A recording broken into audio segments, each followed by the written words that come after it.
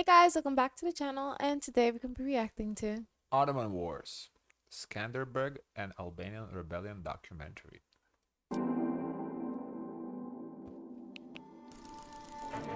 Previously, we have covered a number of battles fought by the Ottoman Empire in the Balkans, yet events that happened in Albania were omitted, as we decided to talk about them in a separate video. The leader of the resistance against the Ottoman expansion in this region was a legendary commander, George Kastrioti Skanderbeg. His deeds would exalt him to the level of the likes of Stefan the Great, John Hunyadi, and Stefan Lazarevic. You're reading the captions. No, I wanted to see if there's like official captions because that name he pronounced, I couldn't really understand the name, so I thought, but the captions are auto-generated. George was born in 1405 to a formidable Albanian lord, John Kastrioti. In 1415, he was sent as a hostage to the Ottoman court and started receiving military education at Enderun. Not much is known about this Hostage receiving education? Interesting. period in his life, but apparently he quickly moved through the ranks, and the Sultan even granted him fiefs in Macedonia and Bulgaria. That is when he probably gained the nickname Skanderbeg, which can be translated as Lord Alexander from Turkish. John Kastrioti rebelled against Ottoman rule twice between 1428 and 1436, and most of his lands were annexed. Yet his son did not join this cause and continued serving the Ottomans until 1443. Skanderbeg and his 300 men would desert the Ottomans either prior to or during the Battle of Nis, where Vladislav III defeated the forces of the Sultan. Providing the governor of Kruja with a fake letter from Murad, Skanderbeg took over the city. On March 2nd, 1444, he managed to unite the local...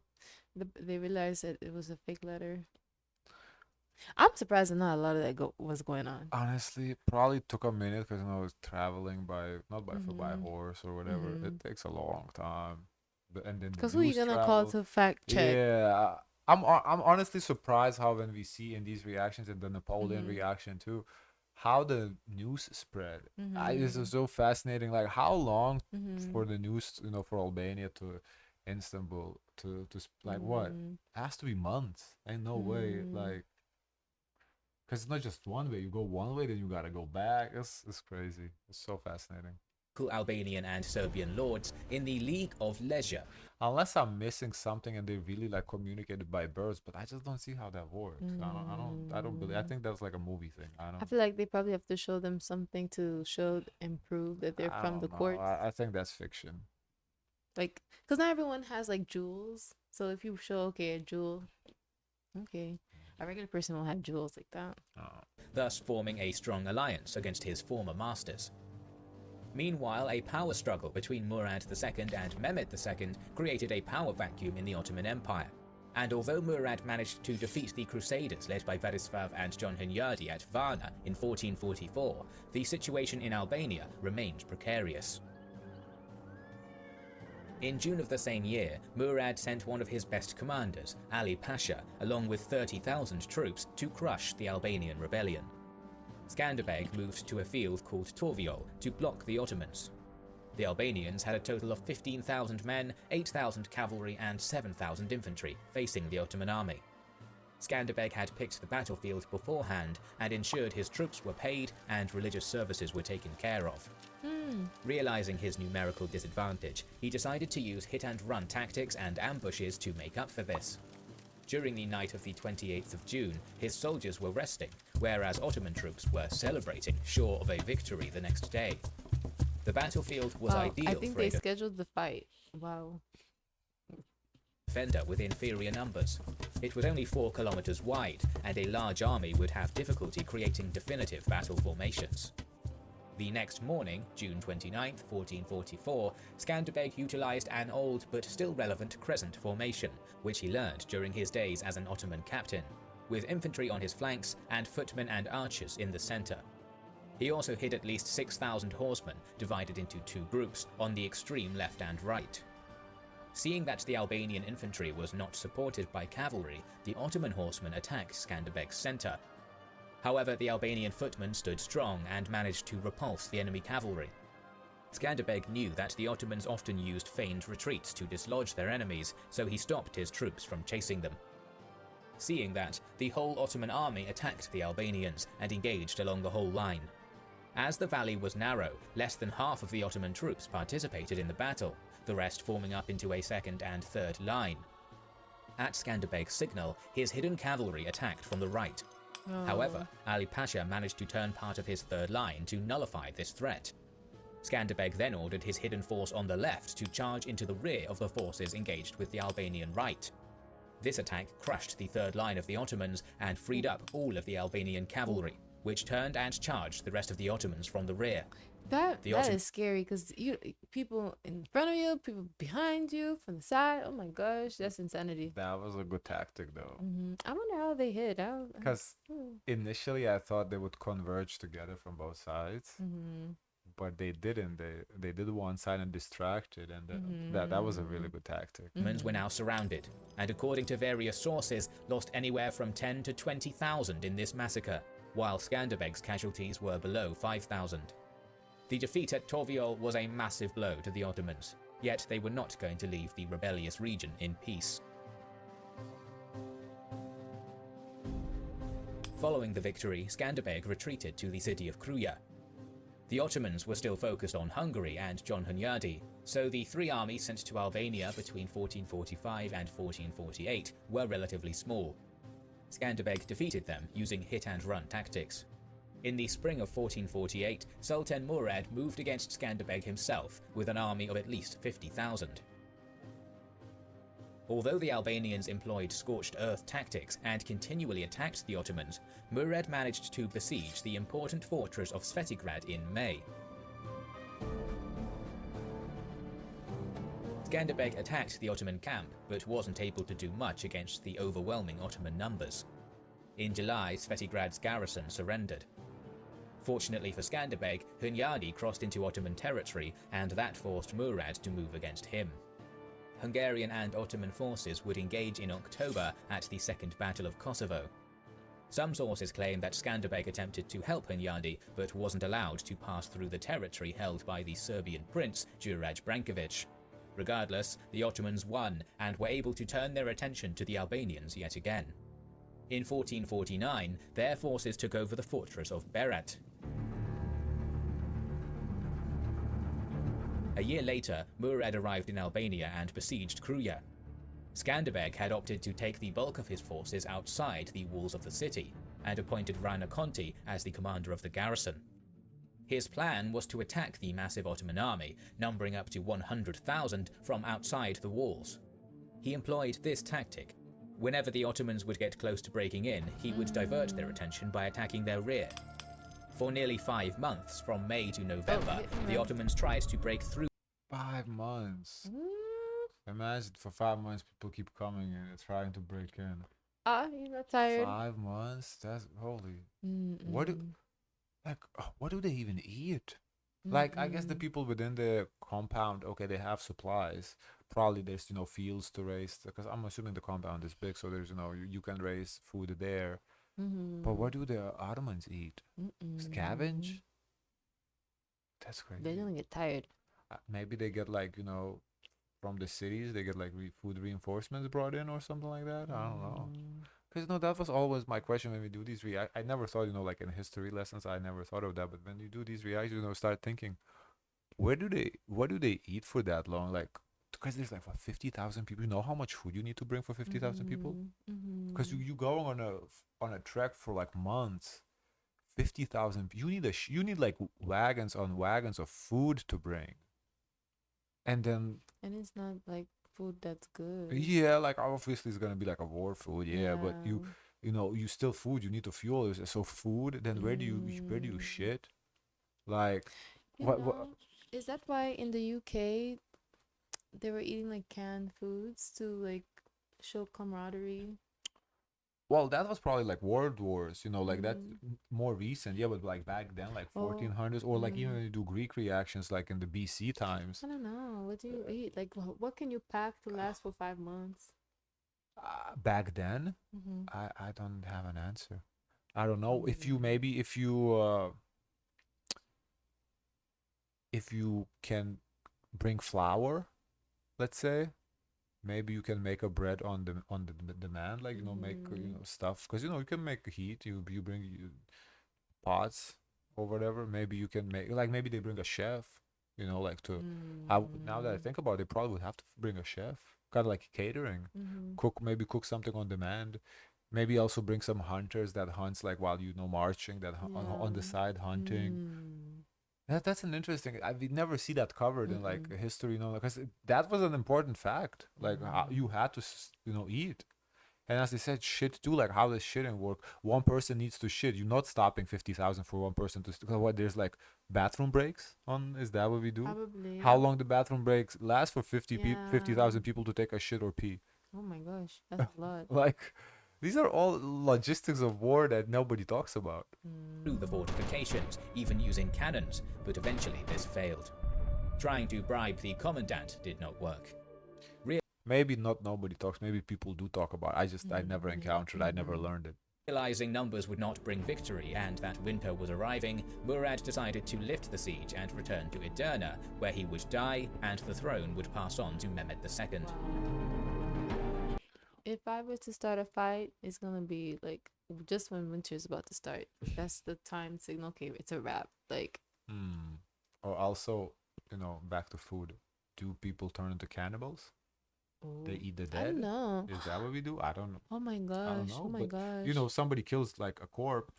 You need food. I do think that's like, oh, that's something that people wouldn't do. I don't think so. It's survival of the fittest. You eat whatever you gotta eat. I think there's things like they don't want to talk about because it's just too inhumane. Like, it's really bad. I think shit happened. Yeah. Because I can imagine like the PTSD after, like. Yes. Yeah, I mean, being a warrior, you know, it's not easy being a warrior in, like, the 20th century. Because you see things. But I can only imagine being, like, a warrior back then. It was.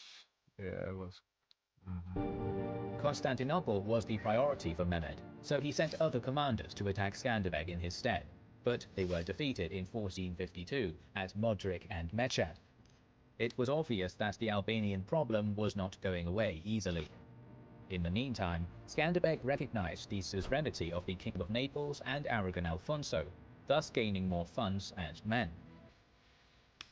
In 1455, Skanderbeg attempted to take Berat from the Ottomans and besieged the city. Believing that the small Ottoman garrison would be defeated soon, Skanderbeg decided to leave his forces under the command of his subordinates. This was a mistake. For one, Skanderbeg's commanders did not have his experience fighting in the Ottoman army. Also, a 20,000-strong Ottoman reinforcement army arrived under the command of Evrenos Isa Bey. Even though Skanderbeg rushed back to the city and repulsed Evrenos' troops, his army neither had the capacity nor the morale to continue the siege and had to retreat. Although not a decisive victory, the Ottomans saw the win. Wonder, how do you measure the morale? Like, he said his army didn't have the morale. What, you do a poll? Who has the morale who wants to fight? Because, you know, 50,000 people or 20,000 people, whatever. How do you gauge the morale? Because you can't talk to one person. You can't talk to 10 people and say, oh, that's the morale. And that's the sentiment, how we're feeling. No, there has to be some sort of gauge for morale. Or is the morale gauge is how, based on how the leader feels? So, you know what, I don't feel like fighting today. Fuck it, let's go back. Or are you truly, you know, basing it on how the troops feel? At Berat as a sign that the war could be turned in their favor. After the death of Hunyadi in 1456, the Ottomans gained a respite on the Hungarian front. It became clear that the showdown between the Ottomans and Skanderbeg was fast approaching. The Ottomans mustered around 65,000 troops under Evrenos to crush the League of Leisure once and for all. As for the Albanian side, Skanderbeg had to deal with a perpetual problem that always bothered him: relatives and allies turning against him. It should be noted that the Ottomans, Venetians, rival Albanian nobles, and even the royalty of Aragon tried to manipulate Skanderbeg. Why was everybody turning on him? He was not liked or something?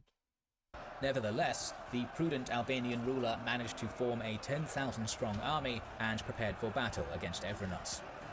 After centuries of mobile warfare, the Ottomans needed formations: archers in the rear, cavalry on the flanks, and infantry provided. You know what's interesting though?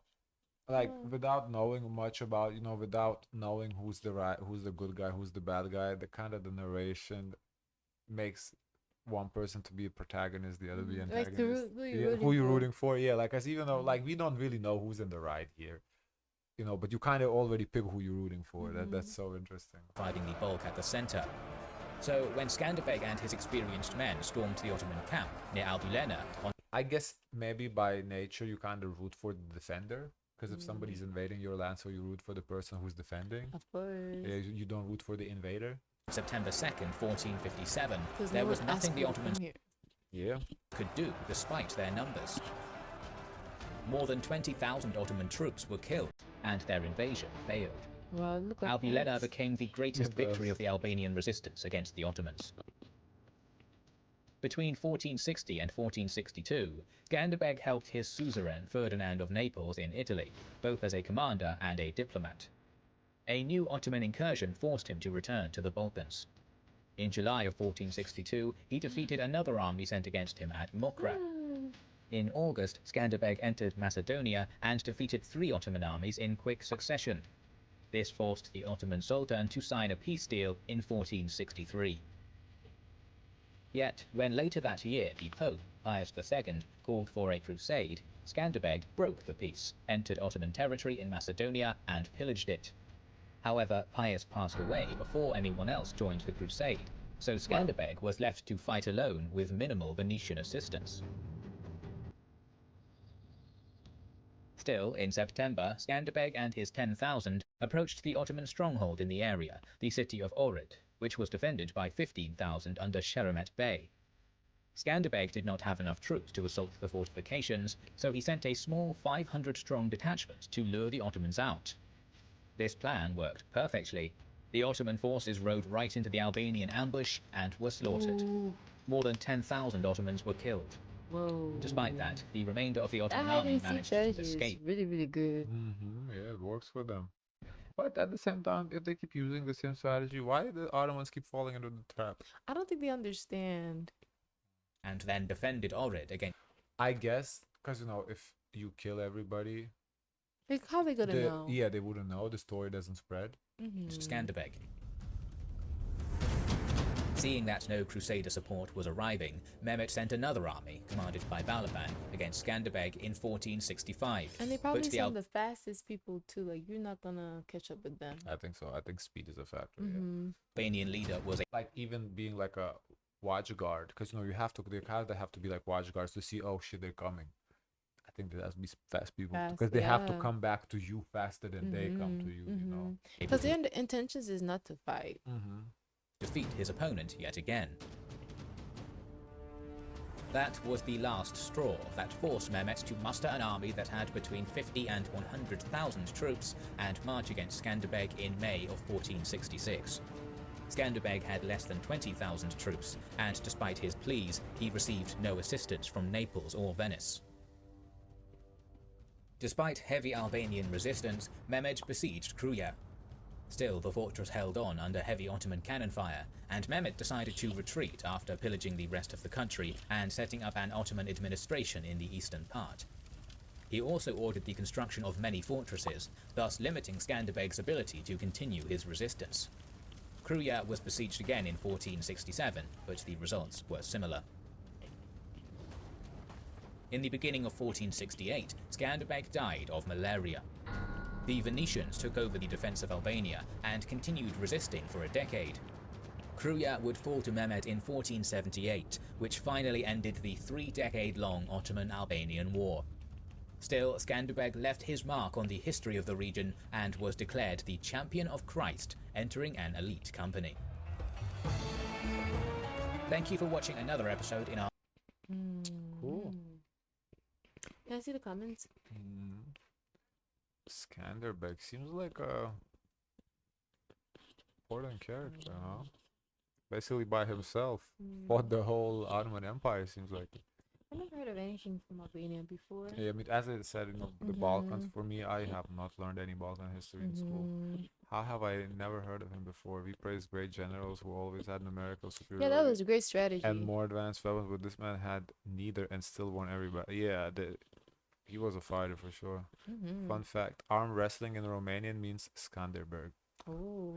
Just that you can see how much respect we have for this man. Wow. Oh. This guy managed to survive the attack from Murad II, defeated or survived against more or less 10 Ottoman armies over the years that outnumbered him, and even hold back Mehmed II, the one that conquered Constantinople. Yeah. He did that. He basically gave a lot of time to Europe to prepare against a very powerful empire. It is not an exaggeration that Mehmed II called him a shield of Europe. Ooh, wow, that's an honor. That's an honor. Yeah. Wow. That's not. I wonder if people name like their kids after him. Skanderbeg, Yeah. maybe they do. I don't know. Or if that's like a last name or someone like. I think it's the last name, yeah, Skanderbeg. Wow. But That's pretty- honestly, sounds to me like Scandinavian though. Oh. And Skanderbeg. Yeah. I don't know. Really cool. Guys, of course, let us know your thoughts. Don't forget to like, comment, and subscribe. Join the Discord. As always, share as much kindness as possible.